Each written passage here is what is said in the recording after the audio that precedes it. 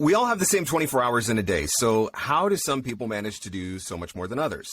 They scale their time. They get other people to grant them some of their hours each week. So instead of only having 40 hours a week for your business, maybe now you've got 45 or 50 or 60. So building a team is one way to build your business. And to help us understand more about how that works is a voice actor who has not only put that theory into practice in her own business, but helps other voice actors to do the same through her new business, VA for VO. She's a One Voice Award winner, pause for applause, a Sovis Award winner, pause for greater applause, and, prepare for the standing ovation, an Emmy Award winner too. Welcome back to the show, Brigid Reale. You are, I think, the third... Right there, by the way. You're the third two-time guest I've had on the show, and it was the Emmy. I was like, she gives me credibility now. People will take this podcast so much more seriously. Do I get to say that you forgot the Reed Award that I just won? Oh, for crying out loud. Now we got to go back and recut the whole entire thing. I just won that like a couple of weeks ago for Political. I'm pretty excited about it. So how does that work? Because you just moved from country to country to country to country. So where do you build your warehouse for your trophies so that you have easy access to it? Because you're constantly moving to different countries. I am. Moving is always an adventure when it comes to the awards because I'm like, especially the Emmy, like it's right there. And I actually like put it between a couple of pieces of acoustic foam in a trash can with like a whole, like it's crazy. I need to get like its own crate, but it doesn't have its own crate yet. I need to probably sort all of that out, but yeah, it's a whole thing. It's a whole thing. And my husband's very, very aware of it. He is very, very conscious of it. So brand. I want to address one concern right off the top, because I know that there are people who may skip this episode thinking it is irrelevant to them. Do you need to be an established full-time voice actor to work with a virtual assistant? Oh, God, no. No.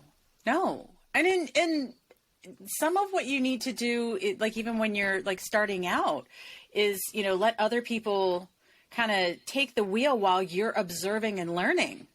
So like perfect example would be like you're setting up your studio. Like one of the things that we say is, not everything has to be done by you. You should understand everything. You should understand the philosophy behind everything and the concept behind everything, but you don't have to necessarily do absolutely everything because you may not, once you get your studio set up, you may never need to take it down. You may never need to tweak it. So like, for example, you could have an Uncle Roy or a Jordan Reynolds or a George Whittam or, you name them, and have one of those people come in and help you like build out your studio space. And then you turn around and you're watching everything.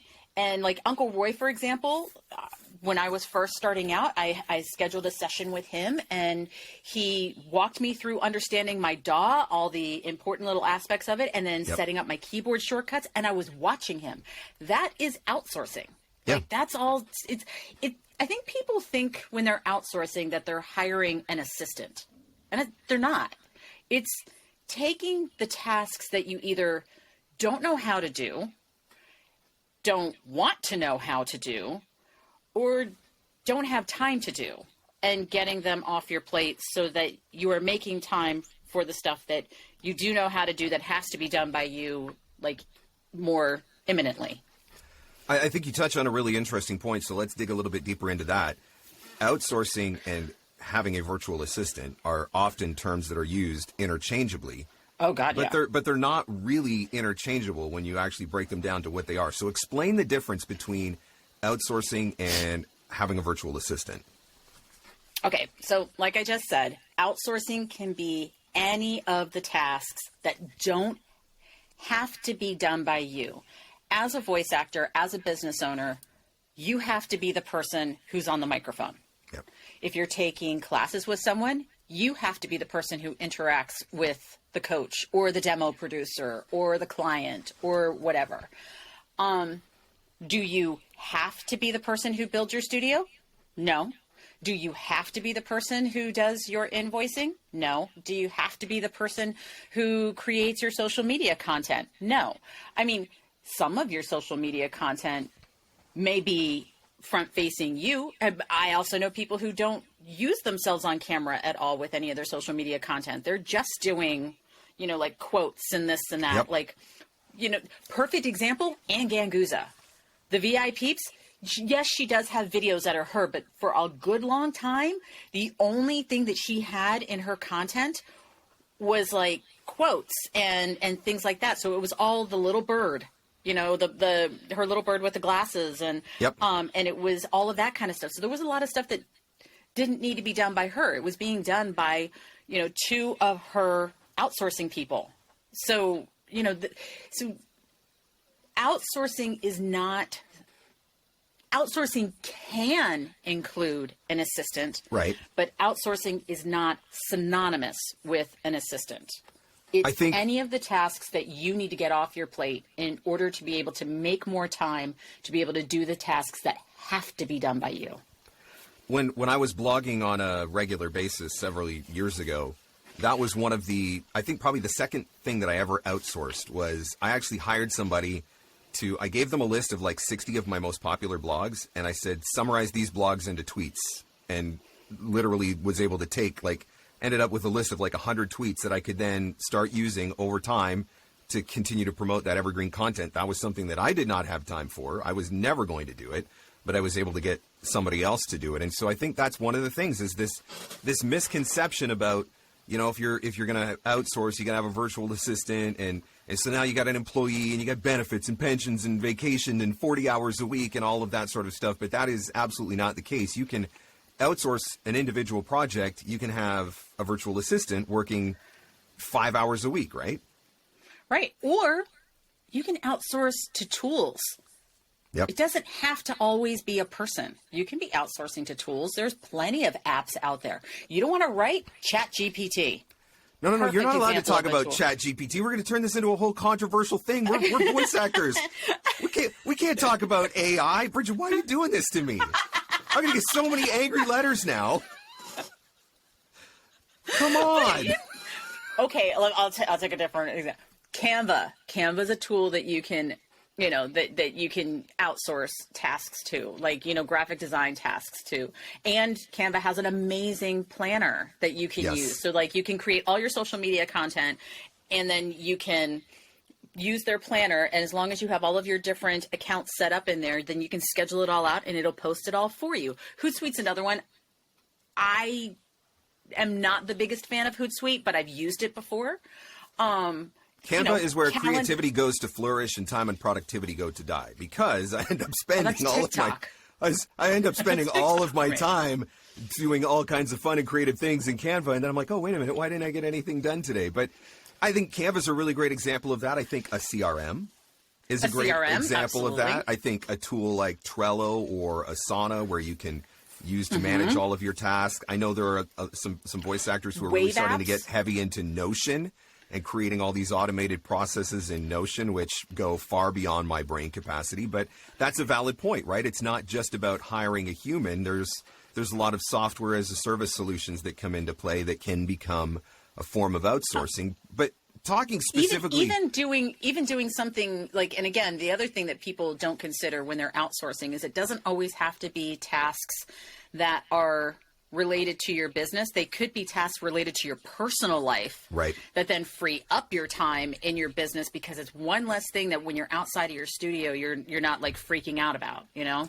If anybody wants to come to my house and weed my massive garden, I will pay you in brisket and ribs. And so that's how this works. So, you know, take that into consideration.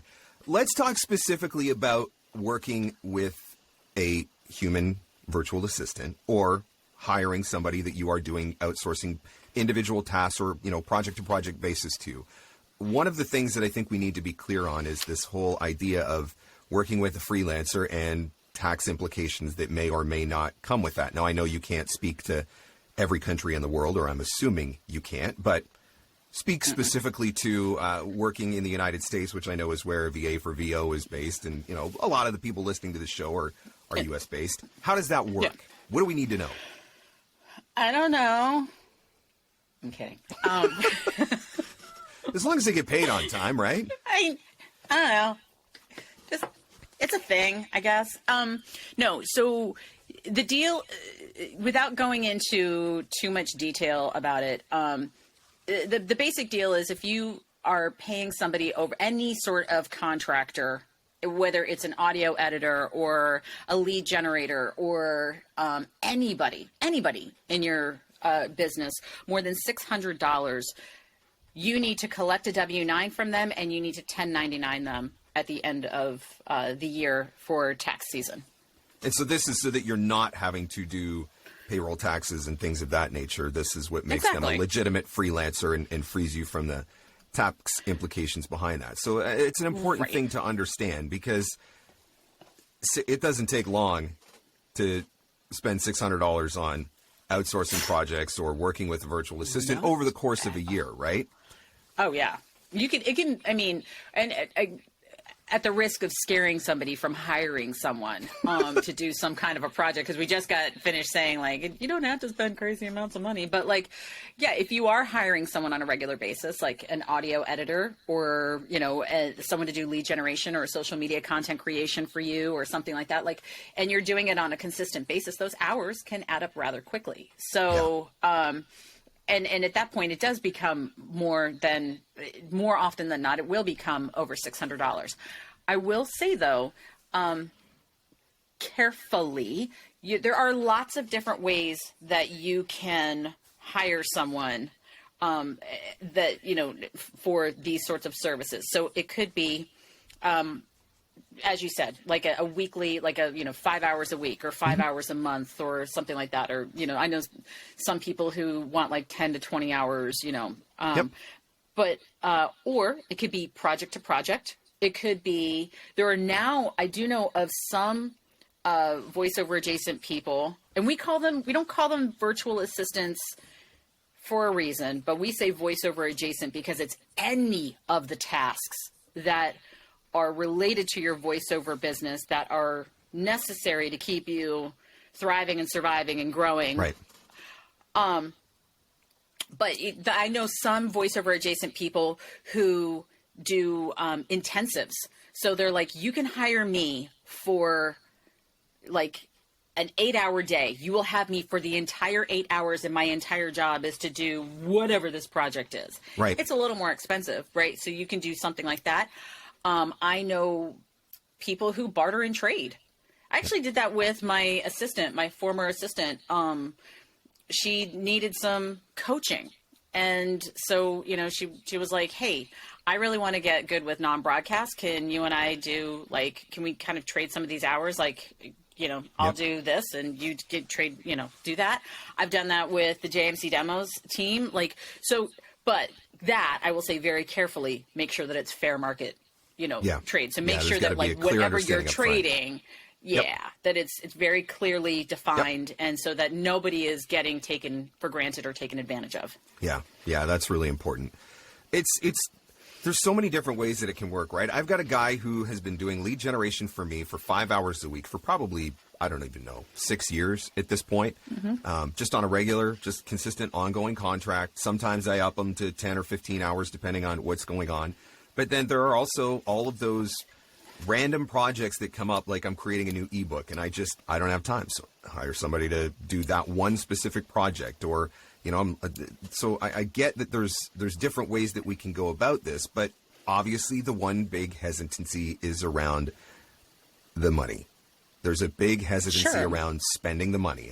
And I'm almost afraid to ask you this question because I know how much you geek out over this, but it's really important that people understand it, because there is a very strong business case for working with a virtual assistant when the numbers add up. And I know that you have a whole formula that you have created. You have gone complete, remember the formula. You've gone complete mathly on us.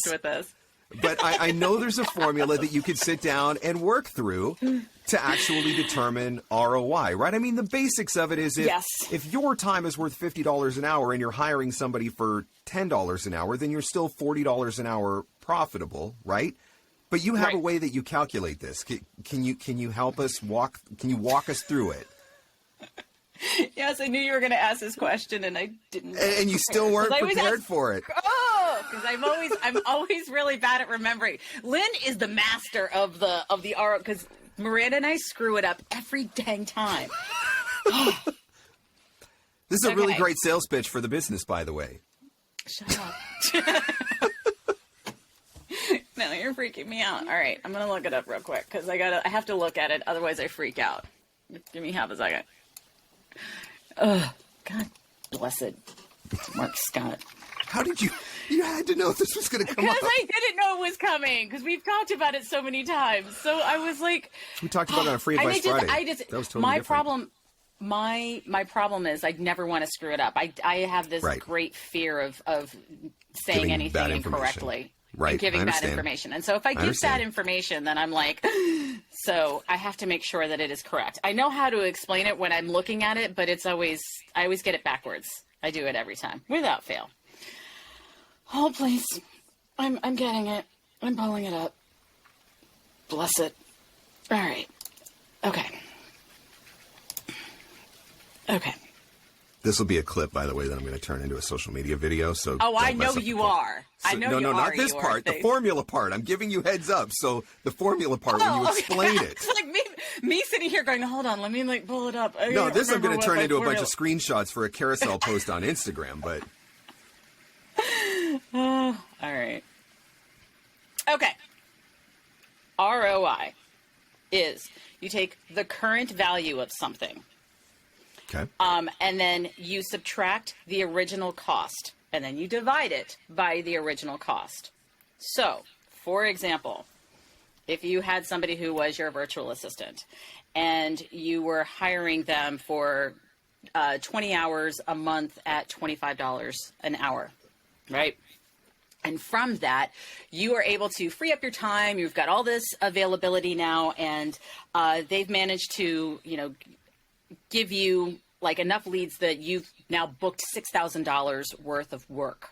Mm-hmm. Okay, so how that ROI works. Which is completely works, doable, by the way, just to be clear. So some people that might blow their mind because they've never seen a month like that, but 100% absolutely doable. And like, so if you're at a point where you have like somebody who is doing, someone who's doing like virtual assistant, they're like your full-blown virtual assistant, and they're working 20 hours. They're working essentially 5 hours a week, 20 hours a month. And you're making about 72 grand a year. $6,000 is 72 grand a year, right? Yep. So they're not six-figure income, but they're not beginner either. They're kind of middle of the road. They're somewhere in the, I want to say like the 5th or 10th percentile, according to Karin Gilfrey and Nava. Yep. So, okay, so you take that $6,000 that you've earned, right? That is your current value. You've earned $6,000. Now you subtract your original cost. That cost being that the $500 that you spent to have that virtual assistant. Right. Right. So that brings you down to $5,500. Then you take that $5,500 and you divide it by your original cost again. So divide it by $500. And that gives you an 1,100% return on investment. So again, ROI, current value minus your cost divided by your cost. I think it's really important that people sit down and think about this because, if you ask somebody, they want to go and get a brand new demo, and the price for that new demo is $2,500. Nobody flinches at spending $2,500 on a new demo because there's just, I need it, and there's this perception or assumption that demo's going to make me money. There are so many voice actors who are spending $1,000 a year on online casting and don't ever actually sit down and determine whether or not the value's there. There's just a perceived value because, I get access to auditions. But if you run all of these things through this ROI calculator, you start to realize, hey, wait a minute, maybe that $1,000 a year that I'm spending on online casting that's not producing a return, maybe if I invested that into a lead generator or somebody to help me with my marketing or somebody to help me ramp up my social media, maybe there would be a greater ROI there. But we don't think about that because, again, I think there's just this mental block around working with a virtual assistant and the assumption of, having to pay somebody 40 hours a week or, the complications of all of that. And so we stop ourselves before we even get started. I tell people, my mentees, I tell like my students and things like that, you should be doing the ROI calculation quarterly on everything, on absolutely everything. Like you should be doing it on, the cost of, equipment in your studio. You should be doing it on the cost of, the value that you get from going to various conferences. Like if you've just done all of these different, conferences, and maybe you went to a Euro retreat, and you went here and you went there, and it was like, okay, so you did all of that. You went to all these places. What was your return on investment? How much money did you make from that? Do it on every single pay to play that you're on. Do it on every single, like any platform, anything that you're doing, anything, and see like, what is that return on investment? Like, is it saving you time? Is it saving you money?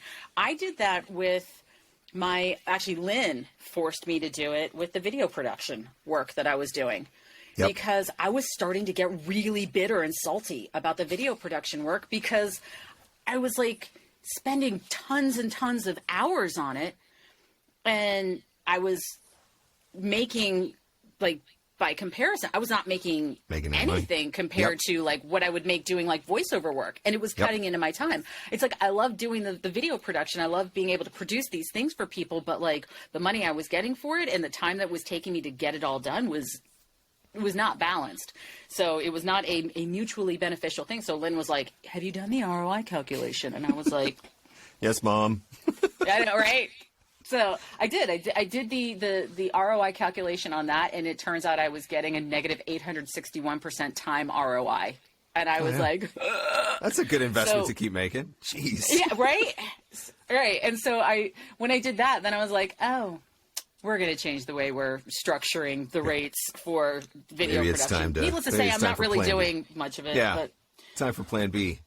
So reason number one why people don't hire virtual assistants is some of the misconceptions around how hard it would be when it's not really that hard, or how much it's going to cost when it may not cost that much, or how many hours when you can hire somebody for an hour a week if you needed to. I think the other thing that becomes a factor, which I know this has always been the hardest part for me, is trust issues. And I don't hide the fact that I have trust issues. The idea of handing over certain aspects of my voiceover business, like literally just talking about it, is making me break out in cold sweats and hives right now. Never going to see you do a trust fall? There's no chance there will ever be a trust fall from you? Well, and it's hard though, right? Like, and especially for me when I've built what I've built over so many years even, right? And it's like, so much of what I do is just second nature to me, that the idea of having somebody else come in and do it, even though I fully admit that somebody else could come in and do something in an entirely different way and be much more productive or much more profitable, but it's that whole, this is how I've done it, this is how I always do it, whatever. So there's trust issues. So how do we get past that? What's the trick to getting past that? There's trust issues and there's control issues too. Yep. And I think that's two different things. Yep. So trust issues, and they both are related, or they're both connected to fear, right? Yep. You need to recognize the fact that you have fear. I think that's a fair thing that you have to do first. Yep. Because some people don't want to give up control because they're afraid of how it makes them look.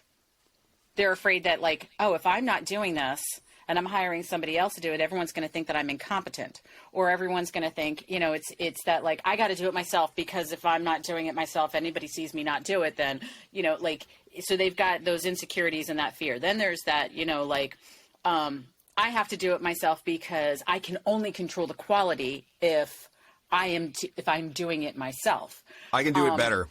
Right? Which, right.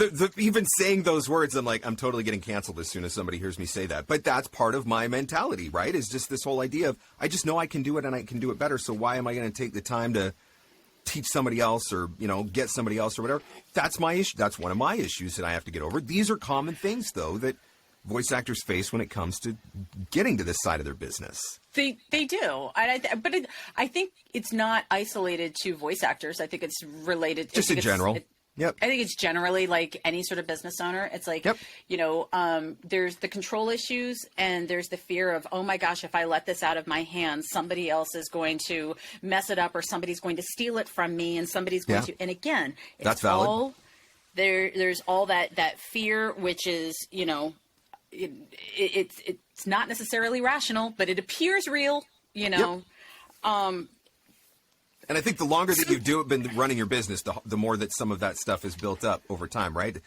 Outsource early before you have a chance to develop all of the scar tissue that keeps you from doing these things or whatever it is. But I know plenty of established people that have come to us and they're like, you know, I don't know, can I trust these people to let me, you know, to let them see this and let them see that. I will say something that I mentioned at VO Atlanta during the marketing panel, which is when you go to a doctor's office, the first person you see is, you know, usually the receptionist, right? They're the ones who are like collecting all your information. They're the ones who are like, you know, getting all the, you know, checking you in and all that. Then you'll have a nurse who comes by and that person will, you know, check your blood pressure and check your weight and make you feel really bad about yourself and all that other kind of stuff, right? And then you get into, you know, they make you strip down and put on the little gown. And then like then the doctor comes in and the doctor's the one who's actually addressing the issue. The doctor is not the one who's like, as you walk in the door is like, hi, let me get you checked in. Yeah. Or, you know, if the doctor is doing that, there's something going wrong in the office that day. And here's the thing. We don't expect that. You walk into any other small business like a mechanic or something like that. You go to get your oil changed or whatever. It's like you're seeing a person at the receptionist desk while the mechanics are all taking care of the cars. You know what I mean? Like everybody's got their role and their duty. And I think can you lose trust in people? Can people break your trust? Sure. I'm not going to say they can't. I mean, that would be false and wrong and misleading and misguiding. However, the vast majority of successful businesses have some form of a team. So think about the task. Bezos didn't build Amazon by himself. Bezos is not the one who is delivering the boxes to your house. Yep. Bezos is not the one who is handling all of the tech support issues on Amazon. You know, Bezos is, you know, flying phallic objects to the moon. So, you know. The question that I think that I'm the most afraid of, the one that I can't ask myself is this the best use of my time right now? And if I actually asked myself that question honestly, probably 9 out of 10 times I'd be like, you idiot, why are you doing this right now? Why isn't somebody else doing this for you? And so I think on one hand, that's the question you need to ask. On the other hand, you got to be able to be honest with yourself about the answer and do something about it. So I think when you ask me, like, how do you handle that? Like, start small. Yep.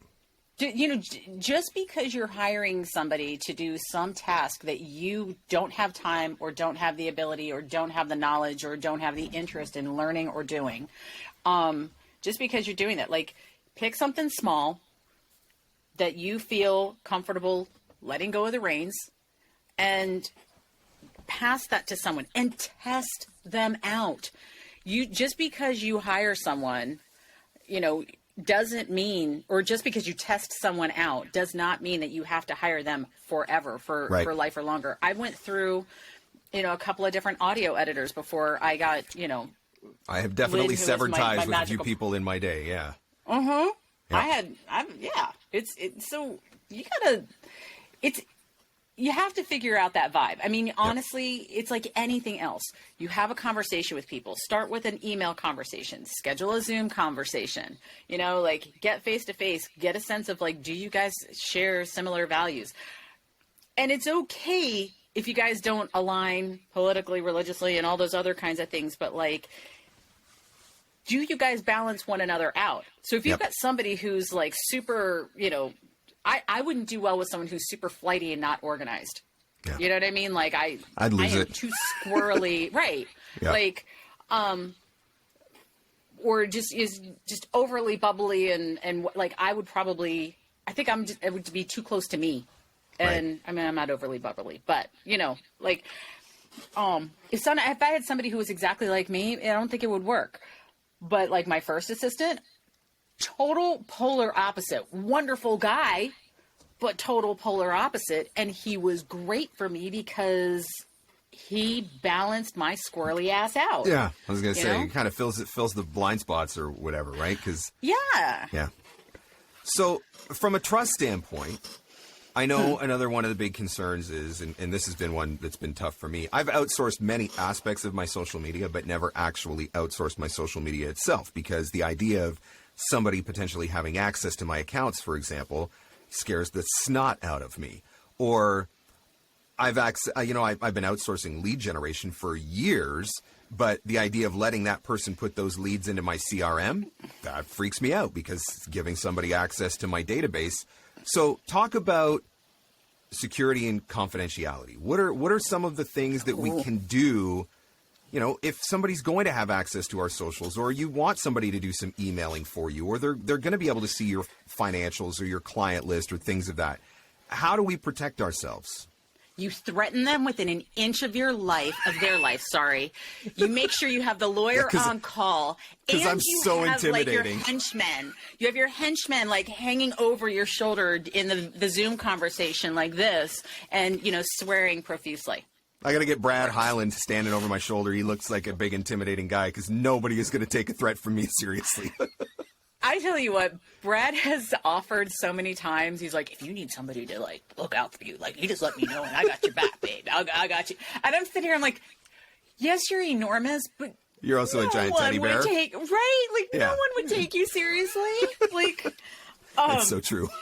It's so true. I love Bambi, but good Lord. No, okay, so a couple of things. First, always NDAs. NDA. And I learned this from being J. Michael's assistant for a couple of years. That was the first thing he did. He put me under NDA. I'm still under NDA, for being on that team. So, I mean, I can't, there is no such thing as Fight Club because we don't talk about it. Right. So, and you can look up NDAs. I mean, everyone's like, hey, I need an NDA. Where do I get one? You can look up template NDAs, basically covering, just want to CYA, you know what I mean? Like yep. on the important aspects of your business, that they're not going to steal your leads or, take your leads and give them to somebody else or, even audio editors. Make sure you have an NDA with your audio editor. That was how I lost my first audio editor. My first person, basically sublet my audio editing job because apparently I wasn't giving this person enough work, and it was a medical narration that I was under NDA for. And so, yeah. Ouch. And so when I looked, and I found out because I looked in the Google Drive folder, and I was like, who is this extra name? And I spoke to my editor, and my editor's like, oh yeah, well, I was, busy with other things, and you really weren't giving me a lot of work, so I let this person do it. And I was like, holy man. Yeah. So that was the end of that person. And so make sure that, your audio editors, your, somebody who's doing content creation for you, create new passwords and give, if you want to, okay, there's a couple of different ways. Like if you're not sure about the person, then obviously don't just give them the full keys to the kingdom. Right. Okay. Be smart. I think that kind of goes without saying, right? Like be smart. Yep.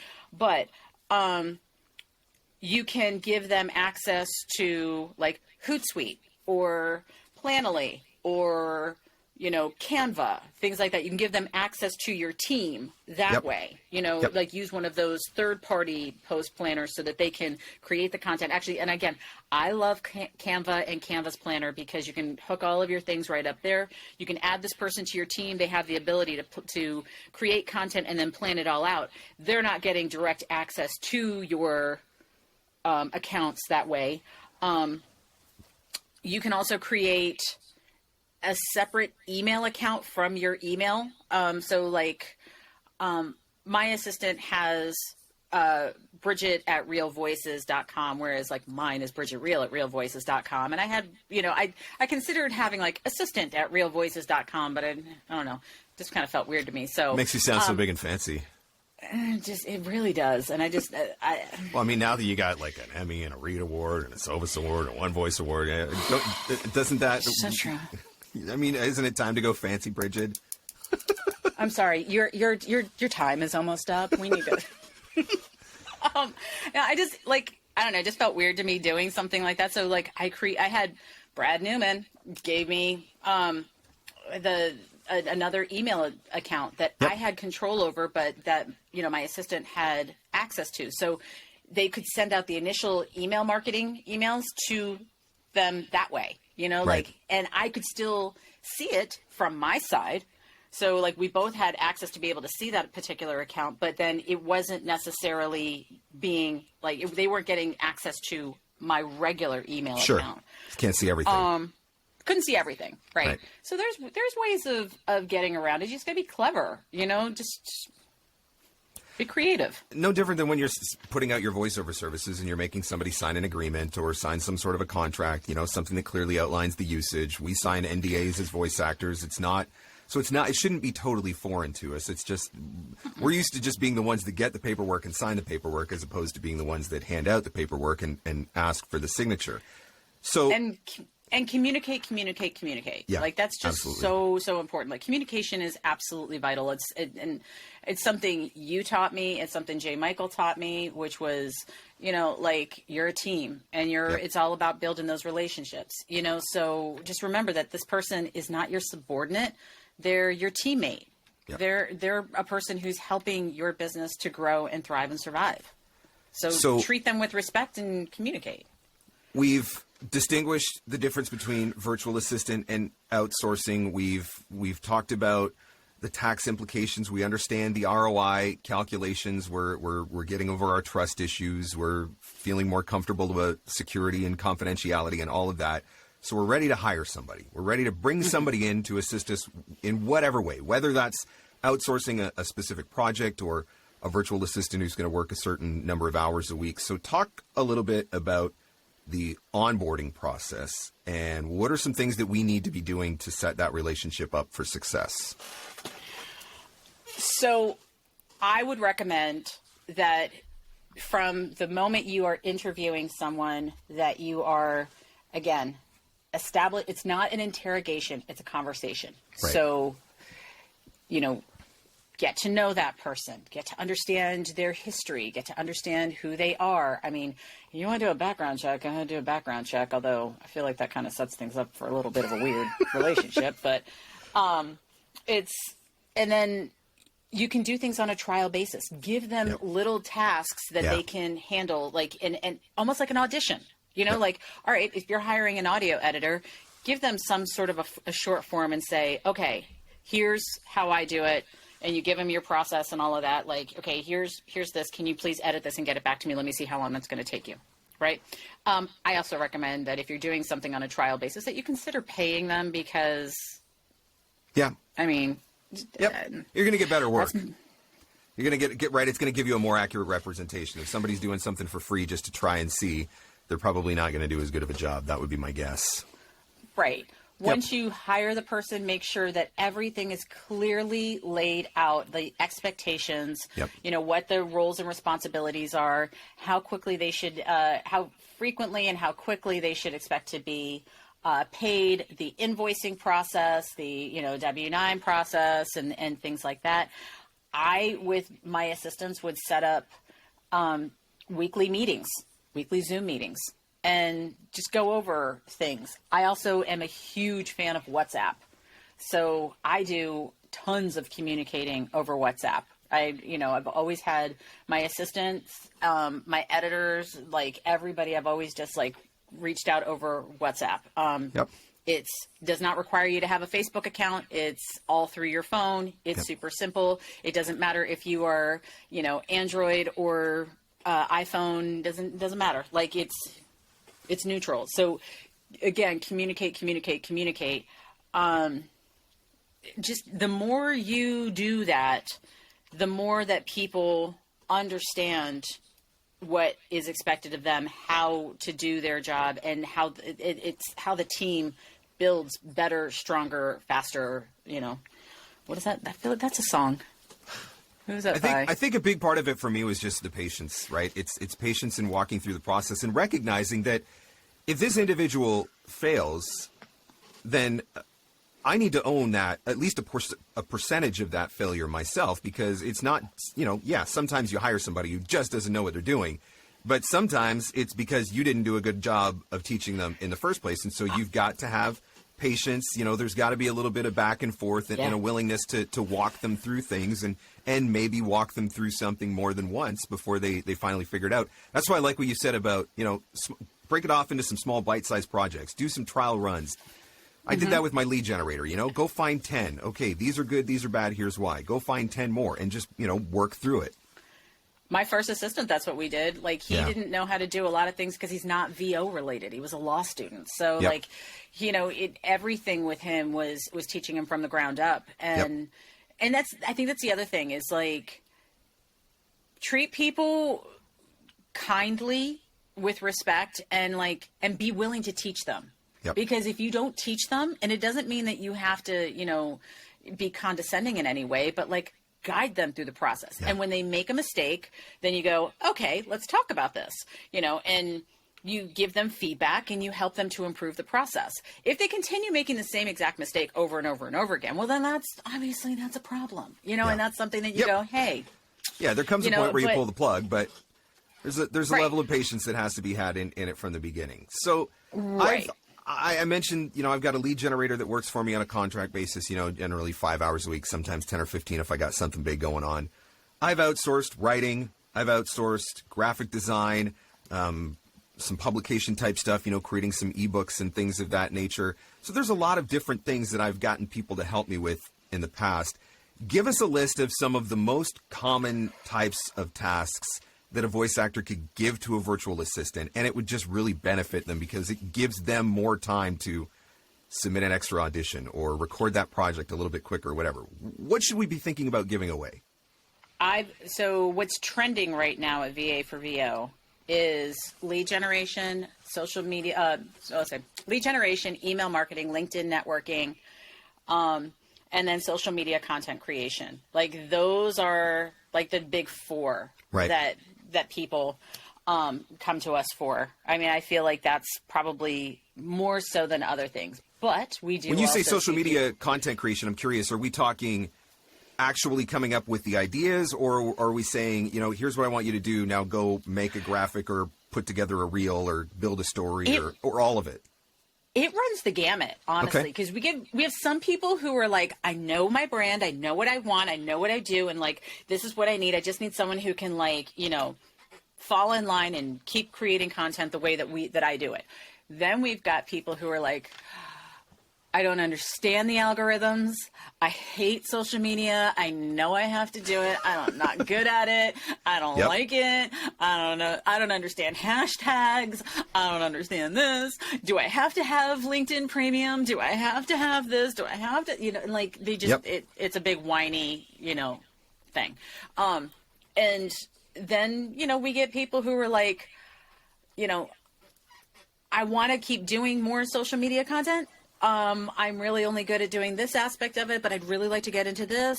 I'd love to have somebody who's got some fresh ideas, or I've just become stale in my ideas. So I'd like to have something that's kind of like fresh and interesting. So, you know, like I said, it could be like all the gamut. And we have some people who are really good at creating the social media content, but they don't have time to schedule it all out.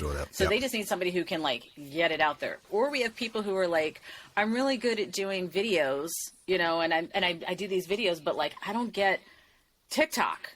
You know, like, I need somebody who can, like, I know that TikTok's a big thing that I need to be, you know, coming up on, and I need to be doing stuff on. So, like, I need somebody who can, you know, take these there. Or I'm good at TikTok, but I don't know how to, like, remove the watermark or whatever. Or something simple like LinkedIn. How do I work LinkedIn? Because LinkedIn is its own thing. So it's all over the place.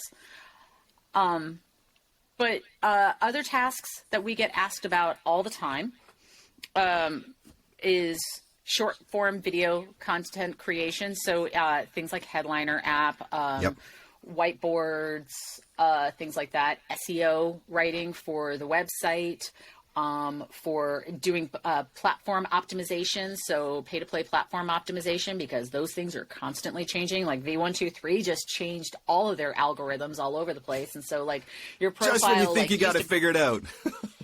I know. I'm telling you, there's a reason why, like, I had one person on our course asked me, they were like, you didn't talk about hashtags in your social media course. And I was like, I did that by design because they're constantly changing. What is required for hashtags like today in 6 months is going to be completely different. Totally different. So, and you have to like be able to like, so I found them an article instead and was like, okay, so according to the last 3 months, this is what the current deal is with hashtags. Right. What else can people be doing? They could be doing, like, you could hire someone to do business cards, brochures, lesson plans. So coaches that are out there that want to, like, they are doing a lot of different coaching and they've got like various lesson plans that they have ideas for that they want to like brand and whatnot. You could have somebody do things like that. Thank you cards, Christmas gifts. Oh, yeah. Audio, like I think I mentioned audio editing. I know I mentioned it like a while back. Logo design, website design, podcast editing. Goodness, I mean, technically you could have somebody do your invoicing. Basically what we say is anything outside of accounting and legal aspects. So like, you can outsource, if you're going to outsource your like bookkeeping and your accounting and your tax forms, hire an accountant. Bookkeeper and accountant. Bookkeeper and accountant. Gotcha. Or a lawyer. So then I'm going to put you on the spot then. So what I'm going to say is that, as you're listening to this episode, if you go to VAforVO.com, you're going to be able to download a PDF document that outlines the 25 most common tasks that you can outsource as a voice actor. You'll be able to get that reference guide as a really helpful tool to help you figure out what aspects of my business I can outsource. And so now that I've said it on the podcast, you must make it so. Yes, you can. Yes, this is true. We're doing a live... done. We're doing a live marketing coaching session here while we're in the midst of this. Now, Marc's constantly like messaging me. You should do this. You should do this. Here's another idea for you. Here's another idea. And then I also get why am I doing this? Why am I not doing this for my business right now? Yes, why am I bothering with your business? You need a virtual assistant to help me with this stuff. Now, I've had Miranda on the show before, and Miranda talked about the voiceover adjacent side of VA for VO, which is the business that you run with Miranda and Lynn. So she's talked very specifically about the voiceover adjacent side and how that side of VA for VO works. So you're here to tell us, I want you to talk about the voice actor side for hiring a virtual assistant. So help us understand what VA for VO does for the voice actor who is looking to hire a virtual assistant for whatever it may be. So we are voice over Tinder. We really, I don't know if that's the particular brand that I would want to tie myself to for certain reasons, really? But I understand what you're saying. You're the one who gave me that idea first. I'm just saying. When you're like, you're voice over Tinder. Basically, you are. We are. So, okay, if you are a voice actor and you have tasks, big or small, that you need to get off your chest, get off your plate so that you can get back to doing what is going to make you the most amount of money in the least amount of time, then you would come to us, you would fill out a form. And it's a pretty thorough form where you're telling us, your location, all your basic contact information, how many hours that you want to hire someone for. And it could be like a week, an hour, how many hours a week or a month, or, if it's just like on project to project, something to that effect. You're going to let us know your budget. If you should know it, you may or may not know it. And you're going to give us the tasks that to this point you think you want to outsource. Okay. We're starting to find a big trend now that people don't know what all they want to outsource. That's why you're going to create the PDF. This? That's why they're going to go download the PDF. It's going to give them all the ideas for what they need to outsource or could outsource. Well, hold on there. Hold on there, Eeyore. So then when they join us, so they're going to fill out that form, that comes to us, and then they're going to sign up for their membership. For voice actors, it's $99. Okay. $99 a month, a year, one time. How's that work? This is like, think of it like your job placement ad. So it's a one-time thing. It's a one-time thing for this specific set of requests, right? Okay. Yep. For that, you also get courses. One of our courses that you immediately get, and we're starting to kind of push people more towards this, is like sign up for the membership. And then we have a course called All About Outsourcing. Okay. And we walk you through it very carefully and methodically. We walk you through what outsourcing is, all the different ways that you can outsource. And then we actually walk you through some exercises to figure out, the high value items and the low value items. And the high value items basically being like those items that like you have to do yourselves, and low value items being those items that doesn't mean they're below you. It just means that they don't have to be done by you. They could be done by somebody else. And then we also talk to you about like your strengths and your weaknesses and things like that. And from that, you're going to create this graph. And once you've figured out this graph, like you're going to actually like plot all these different things out. Basically, the lower quadrant is like, don't have time, don't have knowledge, don't have interest. All of those things are like the things that you should be looking at and going, goes first, that's what I need to go. That's what I need to outsource first. The other stuff kind of like comes and goes. Then we also have a couple of other courses. Like after you take that course, then, if you're not entirely sure, because we tell people a lot that, if you're not 100% sure, like we can give you your 3 connections right away. Like we can give you your first 3 connections right away. But if you're not entirely sure, we say, watch the All About Outsourcing course first, do all of that, come back to us, tweak your form as you want or need. And then based on that, we will send you, the first 3 connections, and we hand match everything. We would love to be automating all of these things now, but nothing is right now because we don't have it set up that way. So it's all the connections are like, we look at your form and then we look at our VA database and we're like, hand matching. And but it's kind of nice to know that there's still a human element in that, making those connections, and then it's not just some robot trying to determine, right? Oh, absolutely. Because you get a sense of personalities and that all of that comes into making a better match too. Absolutely. Like the other piece of it is like, if you've put on your form that like you've got, I don't know, let's say $25 an hour that you can, that you've got a budget for, and we're not going to match you up with a VA who's like, I only do, packages of $500 packages. Or we do have some people who are, are like package based. So like, we're trying to be like mindful of people's budgets and things like that. We're also trying to be mindful of their location, if they've got language, concerns, if there's particular markets they want to work with. So we've got like one particular British voice actor, and we're actually getting more British people that are coming to us. We've had one British voice actor who wanted an assistant, and so I was, very mindful of that, trying to find somebody who fit that bill, whether it was like had a knowledge of the UK market or was from the UK. You know what I mean? So all those different things come into play. You also get, for that, you get a VA, as a VO joining our membership, you also get a VA Essentials course. So how to work with an assistant, like all the various things that, a voiceover adjacent resource, like all the various things that you want to think about when you're working with someone. So considering like the meetings and the NDAs and the contracts and blah, blah, blah. We've got a course on how to work with Trello so that you can set up a Trello board between you and your voiceover adjacent provider.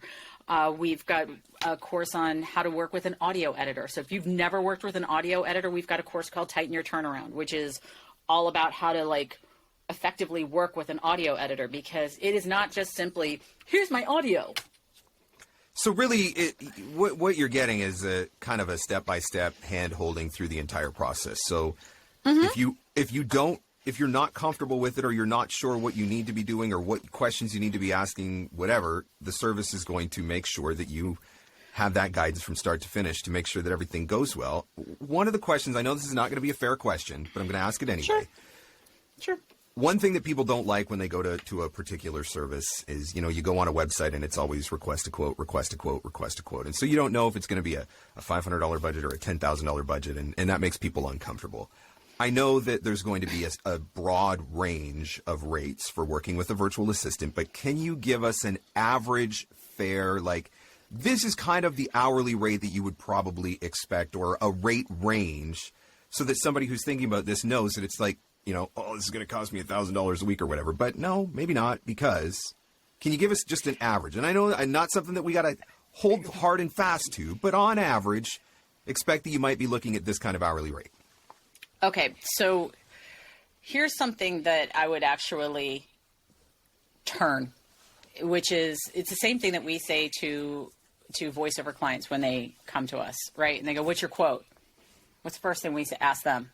What's your budget? Exactly. But in this case, I think a lot of people wouldn't have a clue. If you've never worked with a virtual assistant before, a lot of people I don't think would even have a clue what their budget is, because I don't think they know what it should be. But most people understand, like, okay, I've got $100, a week, or $100 a month that I can spend on these kinds of things. And you can do a little bit of the ROI calculation on that. So what I would recommend is, okay, I've got $120, a week, right? So, I will use my own personal experience with Lucas. When I first started with Lucas, I had never had an assistant before. Mm-hmm. I had been an assistant, but I'd never had an assistant. Right. So what I did in that case was, at the time, Lucas wanted to be a dishwasher. Now, he lives in the Netherlands, and he was a law student. And so I went to, I Googled, okay, what do, people working in restaurants make an hour in a restaurant? Right.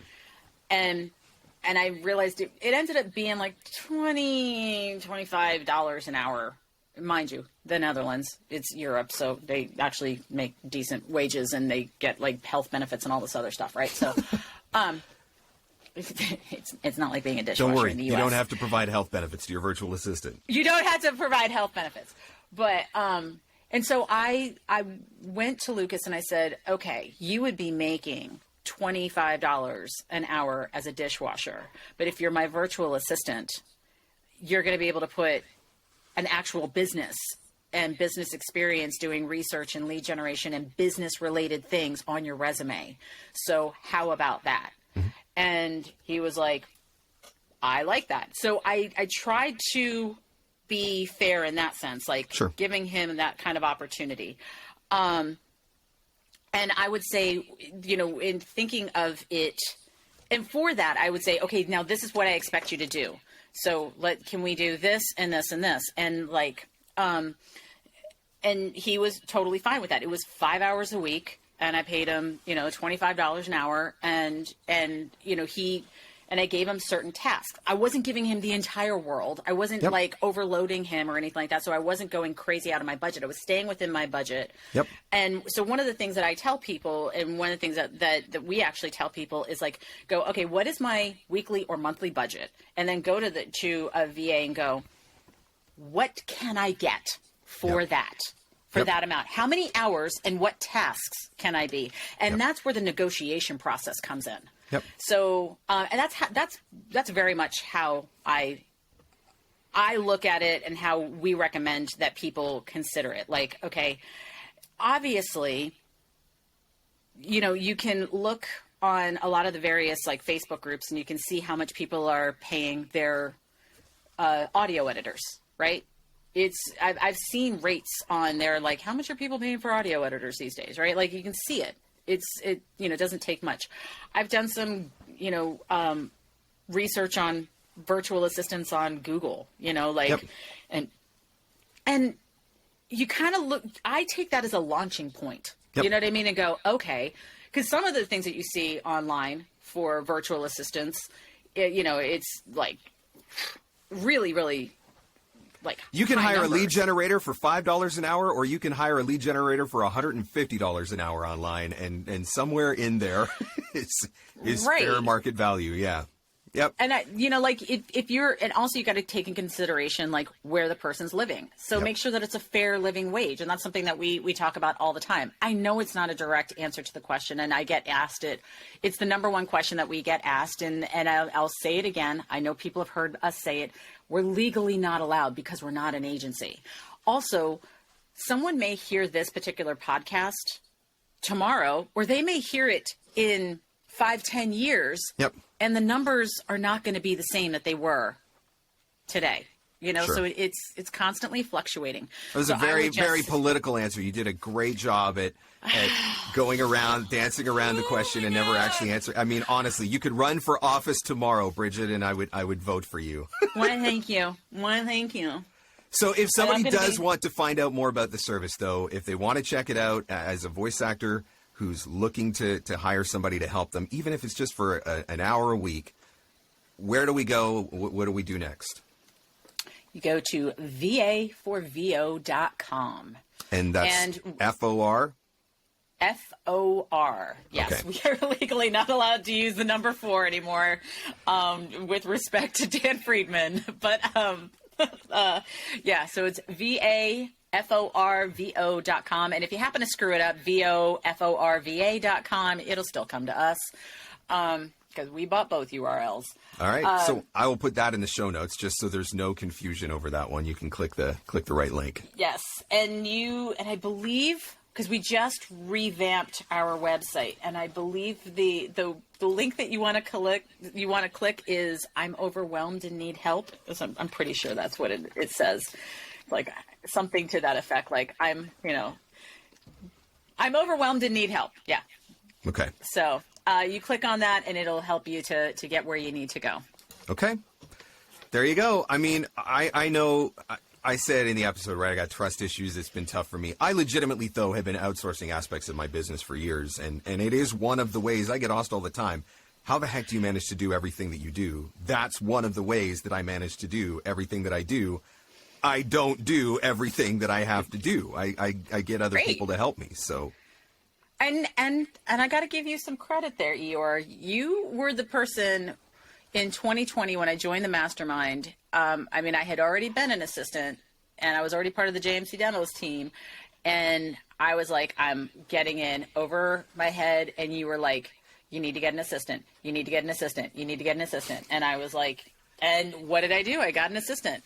And so, you too now are look part at you. of the Now you're VOPRENEURS running a virtual assistant Tinder service for voice actors. The ultimate voiceover outsourcing resource. Have you registered that domain, by the way, voiceovertinder.com? Or maybe we need to look into that one as a secondary branding strategy. You have to give me some lead time so that I can get that. I got to get in touch with Brad like today. Voiceover Tinder. I need that URL, please. Let me have it, Brad. Because, yeah. That's a good one. Also, I had to say one more thing that we do offer at VA for VO, which is on both sides of it, we have Facebook groups they're private Facebook groups. So there's one for the VOs and there's one for the VAs, and it's your safe space to come, vent, ask questions, get advice, come to us, whatever you need. Like, we want you to feel supported. Like, we want it to be successful. So support on an ongoing basis as well, which is that's a huge thing, right? Because you're going to have questions along the way. I've been working with virtual assistants and outsourcing for years, and there's still questions that pop up for me along the way for hiring people and trying to figure things out. And so it's nice to know that there's a support community where you can go and get that.